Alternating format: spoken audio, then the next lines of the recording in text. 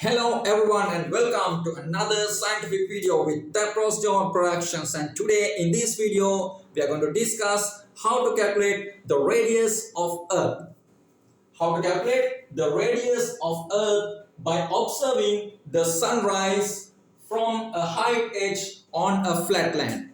How to calculate the radius of Earth by observing the sunrise from a height edge on a flat land. Okay, let's see how does it happen. Okay. When we are observing the sunrise from a height edge, you can see the solar radiations are coming to the eye in this direction.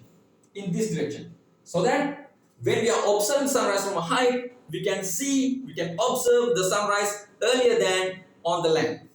Okay? Now see, the solar radiation comes like this. Let's say the recorded time is T1. And now what's going to happen? As the earth rotates, the relative motion of the sun goes like this. And when the position is here, the solar radiation comes like this, and the person who is at the bottom can see the sunrise now. Let's take that particular time as time T. Now, T1 is an early time, T2 is a late time. So there's a time difference, T2 to T1. Let's take it as delta T. Now we have to take this angle, the rotated angle around its own axis of the Earth, the rotated angle as alpha, and we have to calculate what is alpha in terms of delta T. We know that in each and every day, our Earth rotates 360 degrees around its own axis, and it consumes 24 hours. Actually, it's not 24 hours, it is 23 hours and 45 minutes. Actually, not exactly, almost exactly, it's 23 hours and 45 minutes. It means it consumes 1425 minutes in a day to complete one cycle. So 1425 minutes means 85,500 seconds. So if we divide 360 degrees from 85,500, we can calculate how many degrees will it rotate in 1 second. Then we can multiply that value from delta T to calculate the angle that Earth rotates during this delta T time difference. Alpha can be given like this: delta T divided by 85,500 multiplied by 360 degrees. Okay, now we can do a geometrical observation like this. We can take a geometrical conclusion like this. Let's take this point as C, this point as A, this point as D, and this point as B. So BC is equal to BC, means BC is equal to BC. BC is common because it's this distance, and AC equals OC. Sorry, AC equals DC. This DC.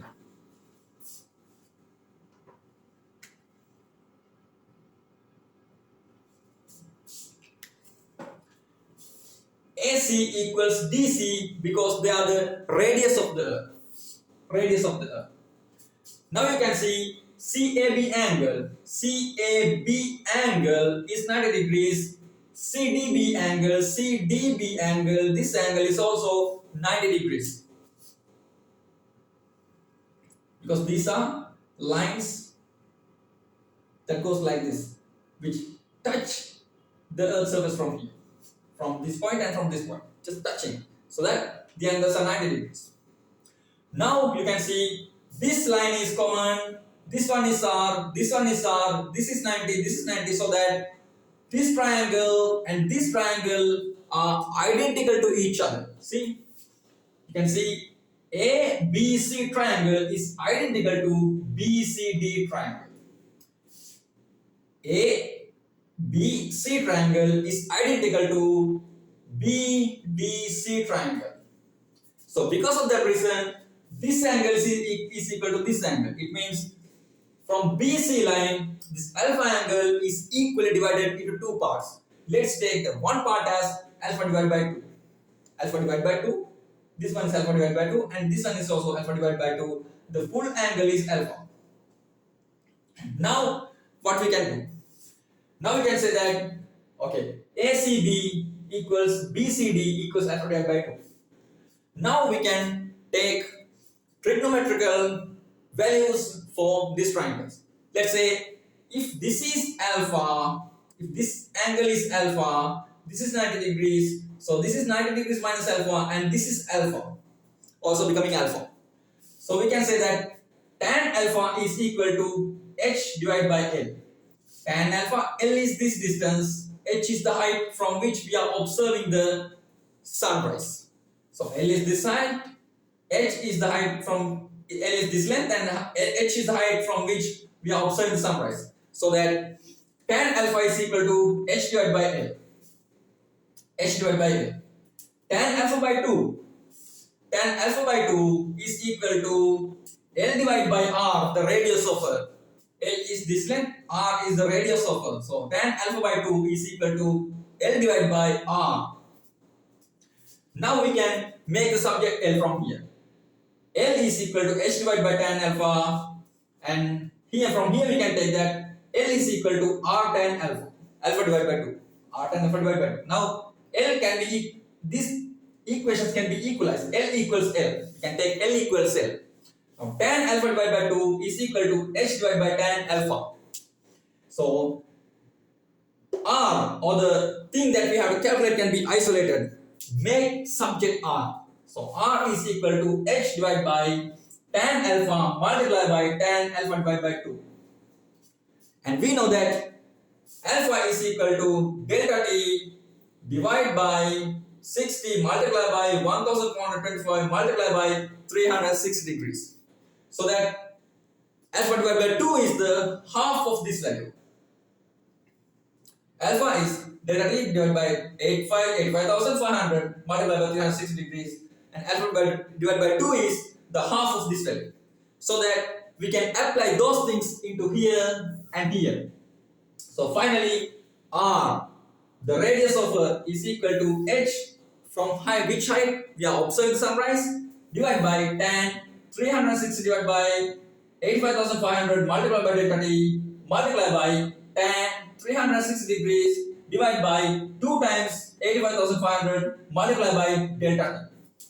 So this is the equation that we have derived to calculate the radius of the Earth. And in the next calculation, let's go to the second part of the video. In there we are discussing how to get the numeric values and calculate the radius of Earth. And let's move on to that particular calculation.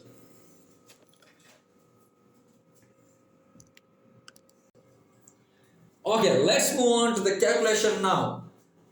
According to the experiment that we did, we found out that if we observe the sunrise from 62.2 meters above the ground level, we can observe the sunrise 1 minute earlier than the Earth. 62.2 meters means 207.3 feet. So we can observe 1 minute earlier. So delta t is 1 minute. It means 60 seconds. So now we can apply these values, this height and this delta t, in this equation. So that the height will be 62.2 meters and delta t will be 60 seconds. So that the equation R, the radius of Earth, will be equal to 62.2 meters divided by tan 360 degrees multiplied by 60 divided by 85,500 multiplied by tan 360 multiplied by 60 divided by 2 divided by 85,500. 2 times 85,500. So from this value we will get 4.42 multiplied by 10 to the power minus 3, and from this value we will get 2.20 multiplied by 10 to the power minus 3. And finally, after calculating this entire slope, we will get a value of 6.396544 multiplied by 10 to the power 6 meters. Then if we convert this into kilometers, we will get the answer 6396.544 kilometers, means 6396.544 kilometers as the radius of Earth. So this is the value that we got according to our observation. Okay, now in the next video, we'll discuss how to use this value, how to use this radius of Earth to calculate the mass of Earth.